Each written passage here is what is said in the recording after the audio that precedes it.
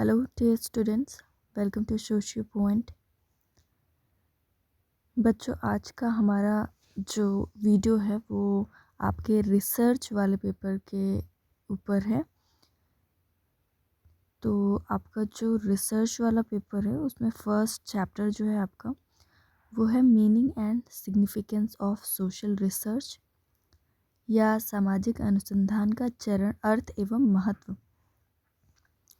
ठीक है, तो इस चैप्टर से related objective type questions prepare करवाने के लिए ये वीडियो है।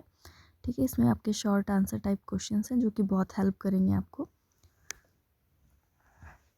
जो स्टूडेंट्स 5th या 6th सेमेस्टर में हैं, यानी कि जो स्टूडेंट्स 3rd ईयर के किसी भी सेमेस्टर में हैं, उनके लिए ये वीडियो इम्पॉर्टेंट है। ठीक है, वैसे तो ये 5th सेमेस्टर के सिलेबस में है, बट ये 6th सेमेस्टर को भी रिवाइज़ करना पड़ेगा। तो चलिए स्टार्ट करते हैं। इसमें क्वेश्चंस आप लोग देख लीजिए और इन्हें लर्न करना बहुत ही ज़्यादा इम्पॉर्टेंट है। आप लोग जो दिशा या सीरीज़ है ना, एक आता है दिशा और एक सीरीज़ आता है, तो उसमें कई सारे क्वेश्चंस फालतू के होते हैं जो कि एग्ज़ाम में मतलब एग्ज़ाम से उनका दूर दूर का नातक नहीं होता है। तो उसमें ज़्यादा टाइम वेस्ट करने की ज़रूरत नहीं है। जो चीज़ें आपके सिलेबस से मैच करती हैं उन्हें ही उसमें रिवाइज़ करिए, बाकी चीज़ें उसमें रिवाइज़ करके टाइम वेस्ट करने की ज़रूरत नहीं है। चलिए हम लोग अपने वीडियो से रिलेटेड क्वेश्चन स्टार्ट करते हैं। इससे पहले स्टूडेंट्स, आपसे रिक्वेस्ट थी कि इस चैनल को सब्सक्राइब ज़रूर कर लीजिए। इससे पहले भी मैंने स्टूडेंट से कहा है कि चैनल को सब्सक्राइब करिए। 1000 सब्सक्राइबर्स की नीड है ताकि एक लाइव क्लासेस का ऑप्शन यूट्यूब ओपन कर दे, तो हम लाइव क्लासेस लेंगे और आपकी क्लासेस को हम रिकॉर्ड कर पाएंगे और सारी क्लासेस आपकी यूट्यूब पे अवेलेबल हो पाएंगी मेरी। तो ज़्यादा से ज़्यादा सब्सक्राइब करिए। चलिए स्टार्ट करते हैं हम लोग। फर्स्ट क्वेश्चन है हमारा, who said social research is the investigation of underlying process operative in lives of persons who are in the association। ये किसने कहा? एक साथ रहने वाले लोगों में क्रियाशील अंतर्निहित प्रक्रियाओं की खोज करना ही सामाजिक अनुसंधान है। ये स्टेटमेंट है आपका E.S. बोगार्डस, जो कि उनकी बुक में प्रकाशित हुआ था, सोशियोलॉजी नाम की किताब में। ठीक है, who said systematized investigation to gain new knowledge about social phenomena and problems we call social research।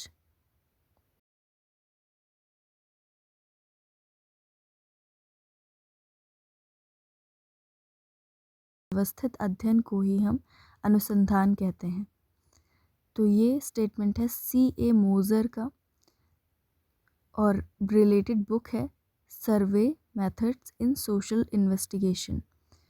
Survey methods in social investigation, आपका ये बुक का नाम भी पूछा जा सकता है कि survey methods in social investigation book किसने लिखी। तो ये बुक का नाम भी आप लोग याद रखेंगे और C.A. मोज़र ने लिखी। How many types of objectives of a social research, एक सामाजिक अनुसंधान के उद्देश्य के कितने प्रकार होते हैं? तो types of objectives in social research, there are 2 types, 2 प्रकार होते हैं। नंबर 1 इज़ थ्योरेटिकल, जिसे इंटेलेक्चुअल ऑब्जेक्टिव भी बोलते हैं, and another one is applied या यूटिलिटेरियन या प्रैक्टिकल ऑब्जेक्टिव। ठीक है, अप्लाइड भी बोलते हैं, यूटिलिटेरियन भी बोलते हैं, प्रैक्टिकल भी बोलते हैं। ये 2 टाइप के ऑब्जेक्टिव्स होते हैं। हिंदी में सैद्धांतिक या बौद्धिक उद्देश्य, एंड अनदर वन इज़ व्यावहारिक उद्देश्य या उपयोगितावादी उद्देश्य। जब हम अपना रिसर्च करने के लिए जाते हैं तो हम एक उद्देश्य बनाते हैं, एक एम बनाते हैं अपने रिसर्च का। तो वो एम 2 टाइप्स के होते हैं।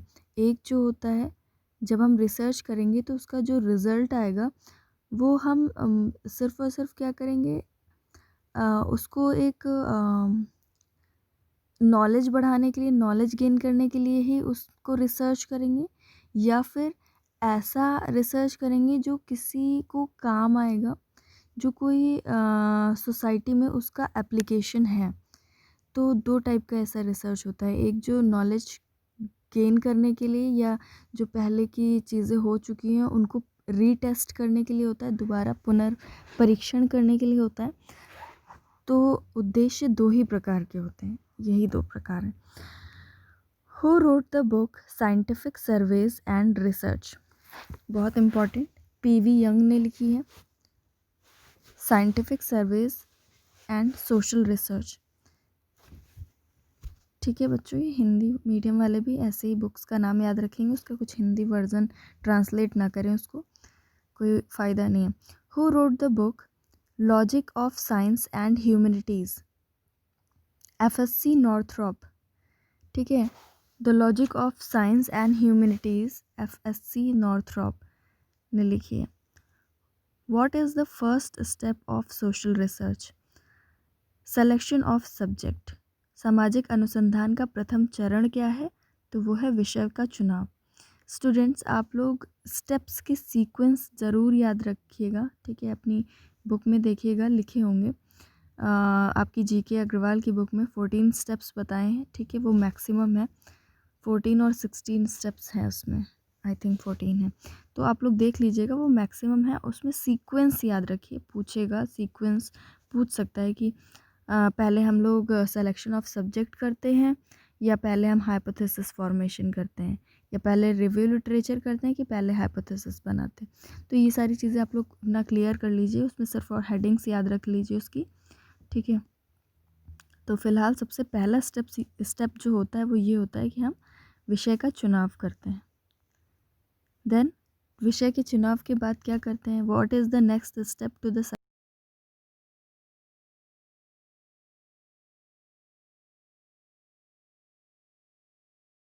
हमने विषय का चुनाव कर लिया कि हमें किस पर अध्ययन करना है, किस पे स्टडी करनी है। उसके बाद उससे रिलेटेड जो भी रिसर्चेस हो चुकी हैं, ठीक है, जो भी हमारे पास सेकेंडरी डेटा अवेलेबल है, उसको हम सर्च करके उसका रिव्यू करते हैं। सामाजिक अनुसंधान का में विषय के चुनाव के पश्चात कौन सा चरण है, तो संबंधित साहित्य का अध्ययन, ठीक है। रिलेटेड जितना भी डेटा होता है, द्वितीयक सामग्री जितनी भी होती है, जो भी रिटन फॉर्म में मौजूद होती है, ठीक है, तो उसे हम क्या करते हैं, उसका रिव्यू करते हैं, उसका अध्ययन करते हैं। What is the last step of social research, सबसे अंतिम चरण कौन सा होता है, प्रेजेंटेशन ऑफ रिपोर्ट, प्रतिवेदन का प्रस्तुतिकरण। इसको भी आप लोग ठीक से पढ़ लीजिएगा। इसमें हम लोग क्या करते हैं, जनरलाइजेशन, थ्योराइजेशन, ये सारी चीज़ें करते हैं, सामान्यीकरण, सैद्धांतिकरण, ठीक है। जो भी डेटा हमें मिल जाता है उसको हम लोगों को एक प्रेजेंट करने का भी तरीका होता है, तो वो प्रतिवेदन का प्रस्तुतिकरण सबसे लास्ट में करते हैं हम।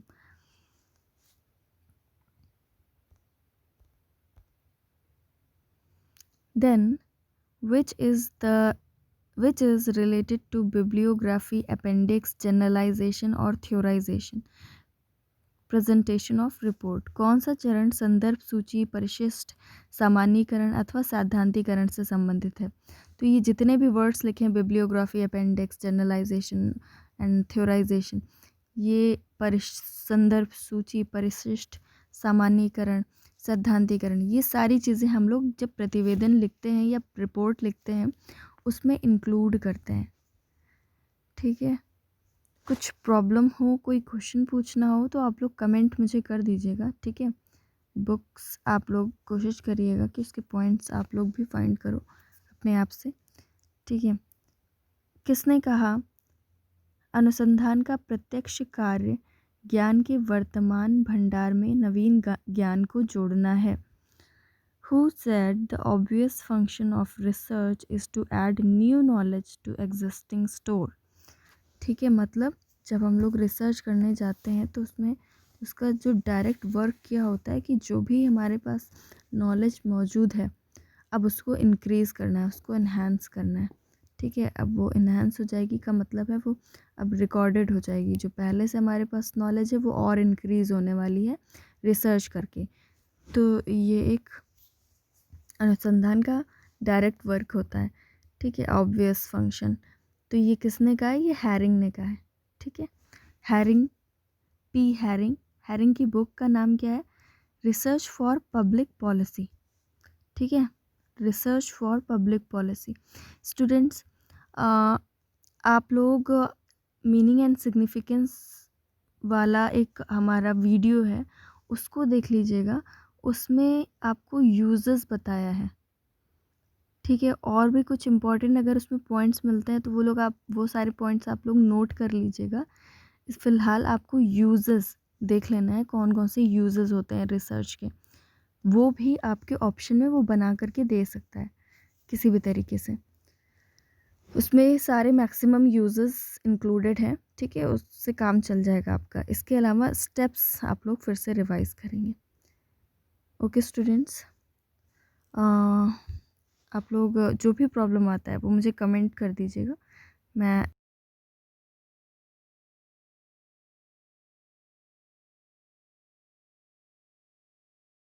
टॉपिक आपके लिए जल्दी ही लेकर के आऊँगी।